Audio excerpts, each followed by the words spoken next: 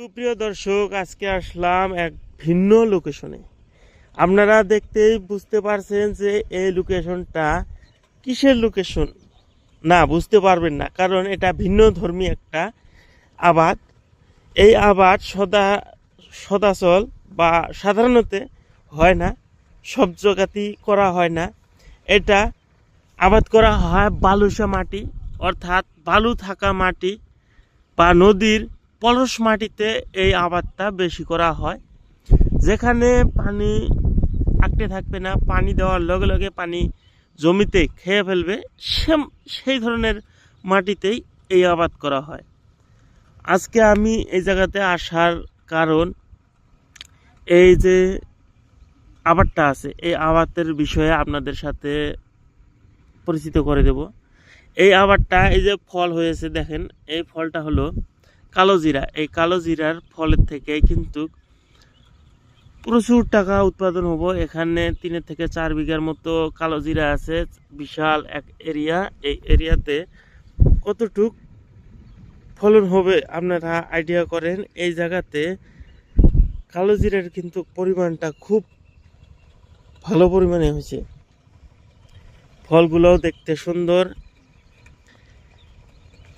যিনি এই কৃষক যিনি, তিনি কিন্তু ভালো একটা জায়গা নির্বাচন করেছেন। দেখেন, এদিকে আরো ভালো ফলন হয়েছে। আমি যদি দেখাই, খুব ভালো একটা ফলন হয়েছে।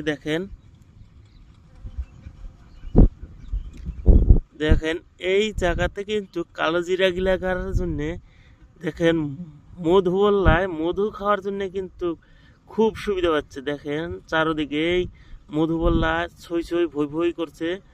এখানে দেখেই আমার ভালো লাগলো যে এত সুন্দর এক এরিয়াতে এত সুন্দরভাবে মধু খাইতে মধুবল্লা আসছে।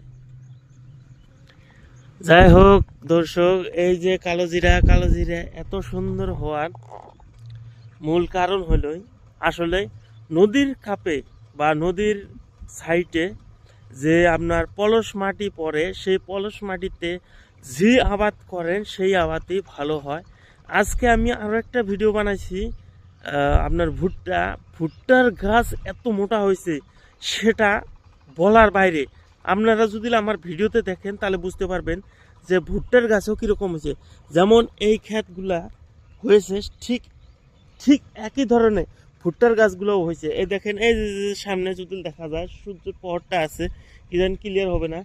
তো এই জায়গাতে ভুট্টার আবাদও আছে, আমি দেখাইছি কিছুক্ষণ আগে। এত সুন্দর হয়েছে বলতে পারবো না।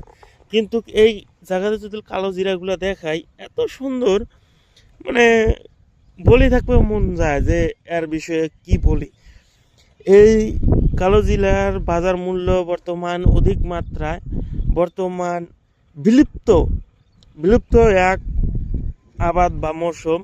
এই মৌসুমে বর্তমান কিন্তু কেউ করে না। চর অঞ্চল ছাড়া এই বিলুপ্ত আপনার কালো জিরা এখন আর কেউ করে না। বিলুপ্ত বলতে কি, আমাদের চর এলাকা ছাড়া আর কোনো জায়গাতে আর কি আবাদটা করে না। ওই জন্য বলছি বিলুপ্ত হবে না, কারণ এই আবাদের কদর আছে, বাজারে মূল্য আছে, বাজারে দাম আছে। ওই জন্যে এই বস্তুটা আপনার বিলুপ্ত হবে না, কিন্তু বিলুপ্ত বলতে হবে, কারণ আমাদের এই এরিয়াতে খুব কম সংখ্যক লোকেই আবাদ করে, যার জন্যে এই আবাদটা বিলুপ্ত বলেই কোয়া চলে। কিন্তু এই কালো জিরা খাওয়ার সুস্বাদ, ভর্তা করে খেলেও সুস্বাদ, যার জন্যে এই বস্তুটা বা এই কালো জিরা কিন্তু বর্তমান বাজার মূল্য অনেক বেশি। ধন্যবাদ আপনাদের সাথে থাকার জন্য। বিদায় টানছি, দেখা হবে অন্য পরবর্তী ভিডিওতে।